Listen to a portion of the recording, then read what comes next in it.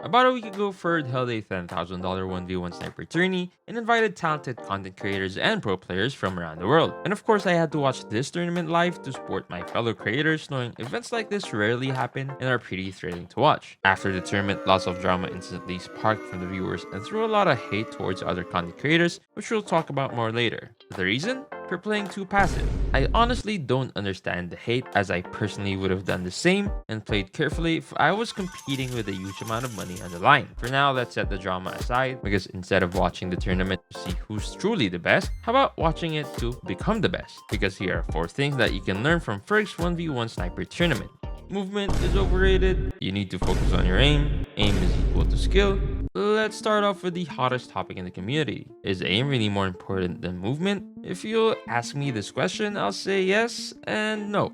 Why? Well, pro players that compete at the high stages of the game are one of the many reasons why I agree with this statement, and their gameplay alone can tell you everything. As a professional player, regardless of the tournament level, you have to land your shots consistently while knowing how to move when needed, play surgically, and work with your team until the very end. But hey, you don't have to be a pro player in order to do these things. It's all about learning how to do it properly, because after all, practice makes perfect. So what can you do? Check this game out between Zeke and Balor. In their FFA match, you can see Balor doing all these movements just for Zeke to slide and land a shot. Now, don't get me wrong, Balor is a good player and you can see him here outplaying Zeke with his movement. But in a tournament setting, especially in a 1v1 sniper tourney, movement won't always be the best go-to strat, knowing your enemies will try their best to play their cards right, and Zeke perfectly fits this description. Throughout the tournament, he played the game not too aggressive and not too passive. He just did what fits the situation best. He would use any cover or elevations available for him, while also using a little bit of movement to become a harder target to hit. Let's go back to the question. Is aim more important than movement? My answer stays the same. Yes and no. Because you need both. Like Ferg said in his stream, aim, movement.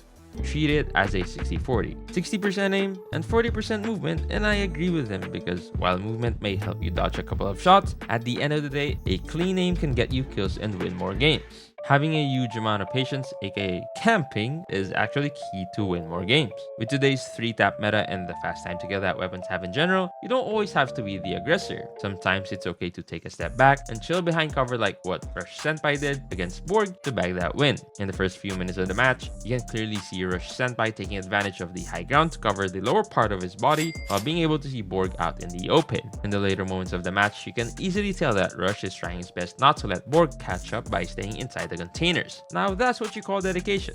After all, thousands of dollars were on the line. Overall, RushSenpai did a really great job at choosing his fights and stayed close to cover at all times to keep his lead not just in the free-for-all match but throughout the whole series against Borg. I also have to say that Borg did amazing at the tournament by facing RushSenpai head-on. He fought back, kept his cool, but unfortunately RushSenpai was just a better player that time, and I would love to watch him play again in the future. Oh, and I will not lie, his no-scope kill at Crash was probably my favorite part of the tournament.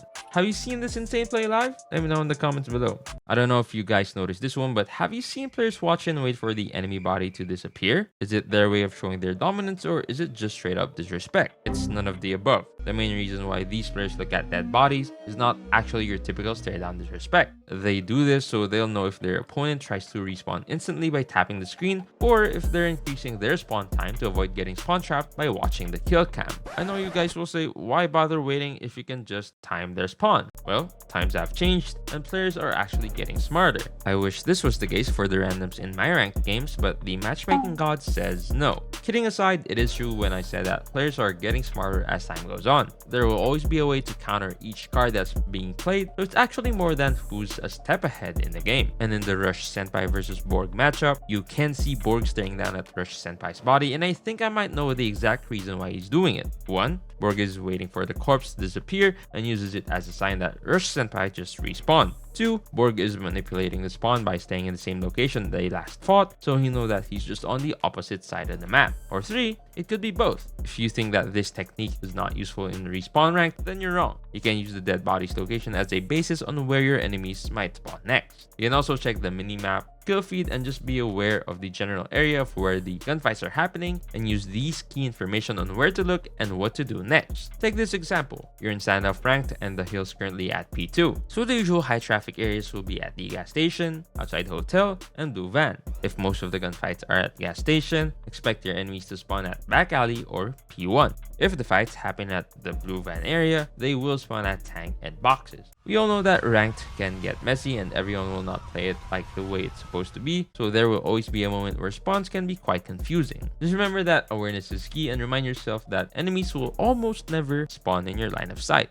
Regardless of the game mode that you play, every map will always have their very own power positions or basically spots that can give you the upper hand of the fight. It can be hit glitches, high ground, or simple locations where there are multiple exits just in case everything goes south. Let's take Zeke versus Ganyth in their shoot house hardpoint match for example. After the first few seconds of the game, you can see Ganyth here taking advantage of the high ground to get a clear view of P1. Zeke and Ganyth saw each other and both of them missed their shot. Instead of fighting Ganyth head on, Zeke immediately went straight back for the head glitch and secured the first kill. Some people might see this as a normal 1v1 clip, but in the eyes of a skilled player, you know that there's more to it. We all know that Zeke and Ganyth are both of the best sniper users from their respective regions, and within a tournament that has a huge amount of money on the line, they know that they can't afford to make mistakes if they want to bring home the bag. Ganyth makes sure to make use of the map's elevation, and Zeke chose to go back behind cover rather than fight Ganyth out in the open. It may seem like a lot of work just for a single kill, but we also can't forget that they're playing hardpoint shootouts. Zeke made the right choice of going back inside the hill and generate points for himself while using the boxes as cover. Same thing applies in ranked. It's all about taking advantage of a power position that can give you the edge in a gunfight. Let's take the best map for this example, firing range. Firing range has a total of 4 power positions: wooden,